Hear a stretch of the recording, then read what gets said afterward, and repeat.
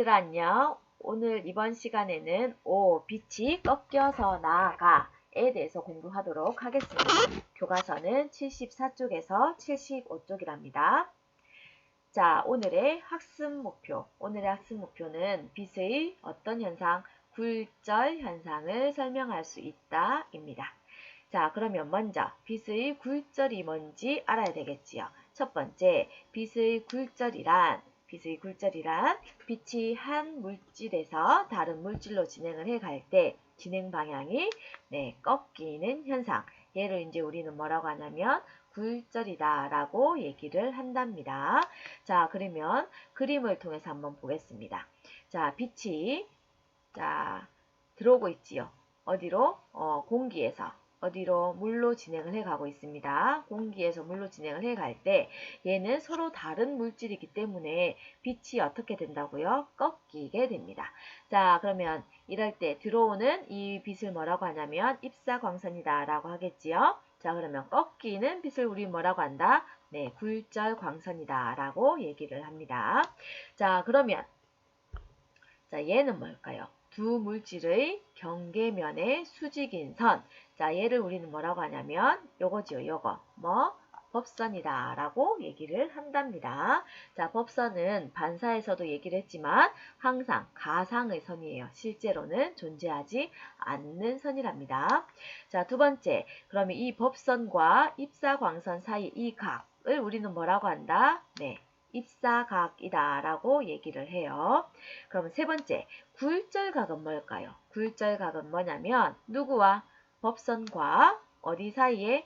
굴절광선 사이의 각. 법선과 굴절광선이 이루는 각. 얘를 우리는 굴절각이다 라고 얘기를 해요. 자, 그러면 법선, 입사각, 굴절각에 대한 용어 정리는 끝났고요. 자, 네 번째, 이 그림을 한번 자세히 한번 보도록 하겠습니다. 지금 현재는 빛이 어디에서 어디로 가고 있다? 공기에서 물로 빛이 진행을 해 가고 있습니다. 공기에서 물로 빛이 진행을 해 갈 때는 굴절각과 입사각의 크기를 비교를 해보면 굴절각은 입사각보다 크다, 작다? 작습니다. 어디에서 어디로 갈 때는 공기에서 물로 갈 때는 굴절각이 입사각보다 작습니다. 자, 두 번째, 그러면 공기에서 물로 빛이 진행을 해갈 때 입사각이 점점 커진다. 즉 입사각이 예를 들어서 이렇게 진행을 해가면 굴절각도 어떻게 된다?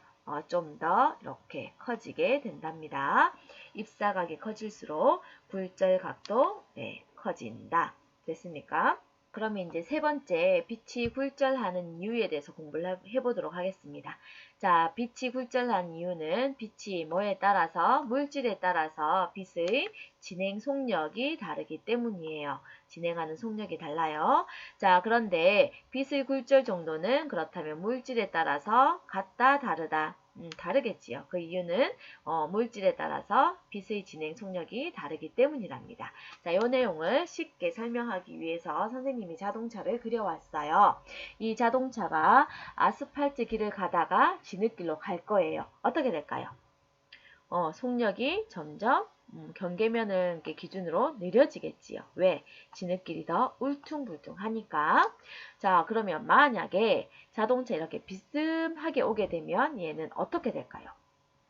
아스팔트까지는 이렇게 쭉 오게 되겠지요. 자, 그러다가 이 자동차가 어디에 서면 아스팔트 길과 진흙길의 경계에 서면 어떤 일이 발생을 하냐면 자, 이쪽 바퀴는 지금 현재 어디에 있다? 진흙길에 있지요. 이쪽 바퀴는 여전히 어디에 있다? 아스팔트 길에 있지요. 그러면 진흙길과 아스팔트 길에서는 자동차의 진행 속력이 같다, 다르다? 다릅니다. 자, 그럼 진행 속력은 누가 더 늦어? 진흙길이 늦지요. 자, 진흙길이 요만큼 이동을 해갈 때 아스팔트 길은 더 많이 이동을 해가게 되지요. 그러면 이 자동차는 어떻게 될까요? 자동차는 바로 꺾이게 되겠죠. 자, 그러면 얘는 이제 직진한다라고 생각을 했을 때 1번으로 꺾이게 되나요? 2번으로 꺾이게 되나요? 1번, 2번 중에서 당연히 얘는 1번이겠지요. 그 이유는 왜 그런다? 야가 조금 갈 때 얘가 많이 가기 때문에 이쪽 방향으로 휜답니다. 자, 그러면 빛도 똑같아요. 빛도 물질마다 진행하는 속력이 다르기 때문에 굴절을 한답니다. 그럼 빛의 진행 속력을 보면 공기, 물, 유리 중에서 공기가 가장 빨라요. 그리고 두 번째는 물, 그리고 마지막으로 유리가 빠르답니다. 자, 이랬을 때 각각의 굴절률을 한번 비교를 한번 해보도록 하겠습니다. 굴절률은 그건 뭘까요? 얼마나 꺾이느냐, 그것을 숫자로 나타낸 것이겠지요. 자, 그러면 얘를 공부하기 위해서 이 그림, 밑에 그림을 한번 볼게요. 학습지 아래쪽에 있지요. 자, 지금 현재 빛이 두 가지 경우로 꺾이고 있어요. 첫 번째는 공기에서 물로 진행을 해가고 있고, 두 번째는 공기에서 유리로 진행을 해가고 있지요. 자, 위에 거는 똑같아요. 즉 입사각은 같답니다. 그러면 물과 유리 중에서 더 많이 꺾인 애는 지금 누굽니까? 물일까요? 유리일까요? 자, 그것을 보기 위해서 자, 빛이 이렇게 직진한다 라고 생각을 했을 때 많이 꺾인 경우는 누구? 유리겠지요. 자, 여기에서 요만큼 꺾였잖아. 하지만 물은 요만큼밖에 꺾이지 않았지요. 자, 그러면 유리가 위쪽에 여러분 학습지 상단에 적으세요. 자, 유리가 어떻게 된다? 더 많이 꺾입니다.